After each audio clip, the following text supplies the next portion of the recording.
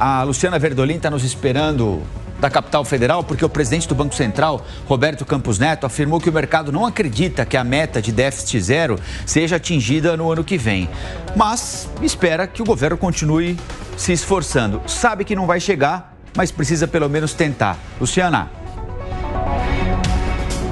É esse exatamente o raciocínio, né? Que o governo federal precisa querer economizar. O presidente Lula já disse que não vai ser cumprida a meta porque tem muita obra que necessita de recursos no ano que vem. Por isso, será preciso escolher entre meta de déficit zero e a questão do corte de gastos. Aqui dentro do Palácio do Planalto, o discurso é o seguinte, Colombo: o presidente nunca disse que iria mudar a meta, só disse que não vai cumprir um posicionamento, segundo o presidente do Banco Central, que levanta dúvidas junto ao mercado financeiro, que mais uma vez acaba causando turbulência. A gente tem, inclusive, a declaração de Campos Neto. A maior preocupação que é o fiscal. Aqui a gente vê por que existe uma preocupação fiscal. Existe uma diferença muito grande entre o que o mercado acredita que vai ser, né, o número fiscal e o que o governo, né, tem prometido, tem tentado fazer. A gente tem dito que é importante persistir na meta, é muito importante persistir na meta. O arcabouço fiscal deu um trabalho enorme para ser construído, então é importante que o governo acredite no arcabouço, né, que ele construiu e mesmo, às vezes, entendendo que é difícil atingir a meta como ela é. No mercado, as pessoas não acham que vai atingir a meta, mas acho que as pessoas esperam um esforço.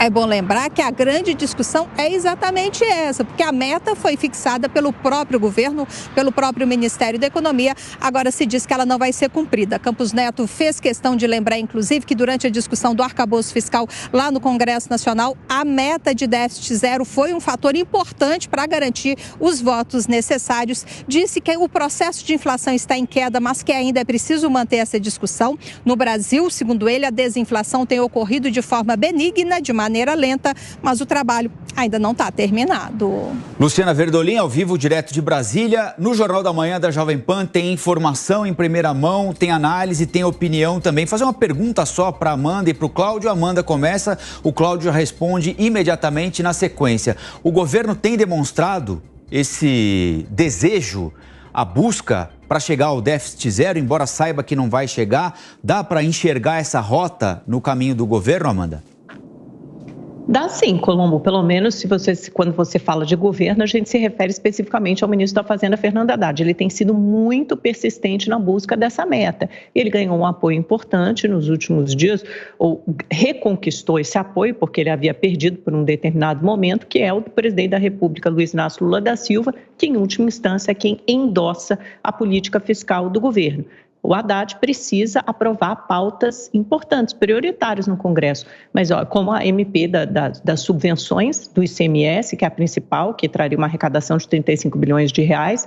Mas ontem eu estava conversando com o senador, primeiro que essa matéria está na Câmara, ela não foi nem definida. Você precisa criar uma comissão especial para analisar essa medida provisória, né? Ter a participação de senadores e deputados. A gente não está nem nesse estágio ainda, a gente está negociando como deve ficar esse texto, as atenuações, a modulação que será feita no texto para poder seguir na Câmara dos Deputados. Aí ontem, conversando com o líder no Senado, ele me dizia, olha, a gente está aqui aprovando todas as pautas prioritárias econômicas. Ele até me soltou uma declaração engraçada, que ele falou assim, que o ministro da Fazenda, ele pede sempre a Deus, mas é atendido pelo Congresso.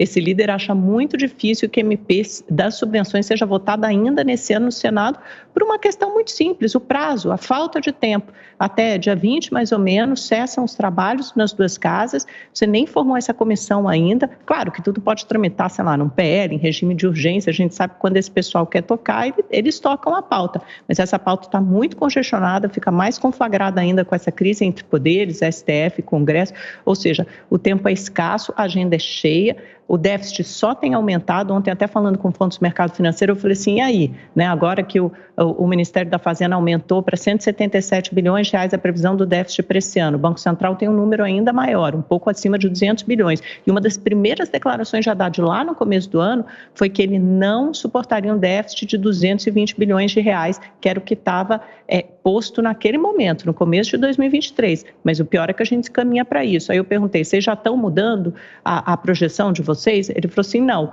ainda não, mas estamos atentos e se sair um próximo dado negativo, podemos piorar o déficit, a previsão de déficit para este ano e para o ano que vem. Então, veja que toda essa agenda da equipe econômica no que diz respeito à política fiscal anda numa corda bamba e num limite muito tênue. E vai depender também, em última instância, de como seguem as articulações com o Congresso. Agora, que haverá déficit, ninguém tem dúvida, mas é importante, como disse o Campos Neto, manter essa trajetória, essa sinalização para o mercado que todo esforço necessário será feito. Mesmo que não se chegue lá, tem esse comprometimento do governo e isso é bem visto pelo mercado. O que está acontecendo é que o governo persegue não é a meta fiscal, ele está perseguindo é o déficit fiscal desde o início, aliás, desde a transição, quando aprovou a PEC da gastança com apoio do Congresso. Essa perseguição, suposta perseguição à meta, a tentativa de atingir a meta, ela vem com um custo altíssimo, ela vem com mais taxa, mais tributo, mais imposto. Então, se persegue de que maneira? Taxando mais.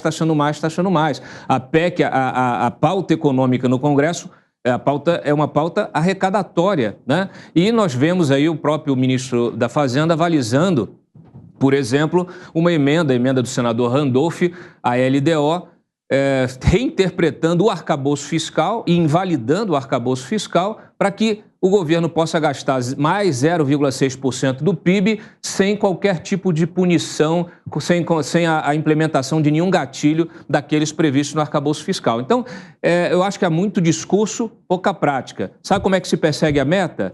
Cortando na carne, reduzindo a despesa e equilibrando as contas. É assim que se obtém o déficit zero.